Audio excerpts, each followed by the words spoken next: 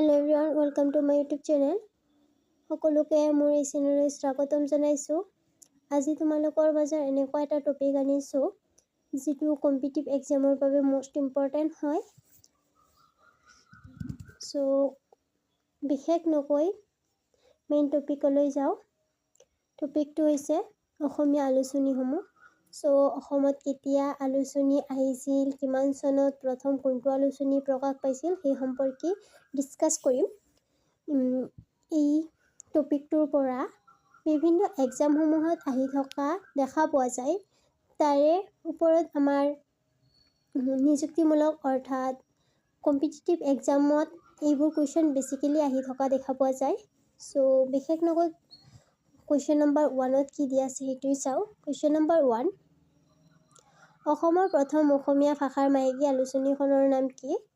অৰুণোদয় কাকত। Question number 2 দিয়া আছে, অৰুণোদয় কাকতৰ প্ৰথম সম্পাদক কোন আছিল?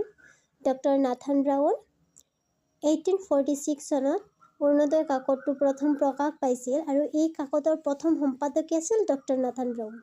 সো কুৱেশ্যন নম্বৰ 3 দিয়া আছে, জোনাকী কাকতৰ প্ৰথম সম্পাদক কোন আছিল? জোনাকী কাকতৰ প্ৰথম সম্পাদক আছিল চন্দ্ৰকুমাৰ আগৰৱালা। 1849 চনত এই কাকত প্ৰথম প্ৰকাশ পাইছিল। কুৱেশ্যন নম্বৰ 4 দিয়া আছে, উষা আলোচনী কিমান চনত কোনে প্ৰথম সম্পাদন কৰিছিল? পদ্মনাথ গোহাঞি বৰুৱাই উষা আলোচনী প্ৰথম প্ৰকাশ কৰিছিল 1907 চনত। কুৱেশ্যন নম্বৰ 5, বাহী আলোচনী কিমান চনত কোনে প্ৰথম সম্পাদন কৰিছিল? লক্ষীনাথ বেজবৰুৱাই বাহী আলোচনী সম্পাদন কৰিছিল 1909 চনত প্ৰথম প্ৰকাশ পাইছিল। কুৱেশ্যন নম্বৰ 6, আবাহন আলোচনীৰ প্ৰথম সম্পাদক কোন আছিল? দীননাথ শৰ্মা। 1929 চনত এই আলোচনী প্ৰথম প্ৰকাশ পায়। কুৱেশ্যন নম্বৰ 7ত দিয়া আছে, চেতনা আলোচনীৰ প্ৰথম সম্পাদক কোন আছিল? চেতনা আলোচনীৰ প্ৰথম সম্পাদক আছিল অম্বিকাগিৰি ৰায়চৌধুৰী।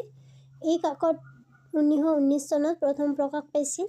কুৱেশ্যন নম্বৰ 8ত দিয়া আছে, ৰামধেনু আলোচনীৰ প্ৰথম সম্পাদক কোন আছিল?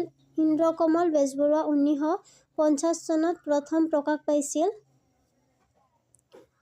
সো যদি তোমালোকৰ কিবা সুধিব লগা আছে ইয়াৰ ওপৰত আৰু কাকত আছে সেইবোৰৰ ওপৰত যদি কিবা সুধিব লগা আছে তেনেহলে কমেন্ট কৰিবা, মই ৰিপ্লাই দিবলৈ চেষ্টা কৰিম। আৰু যদি ভিডিও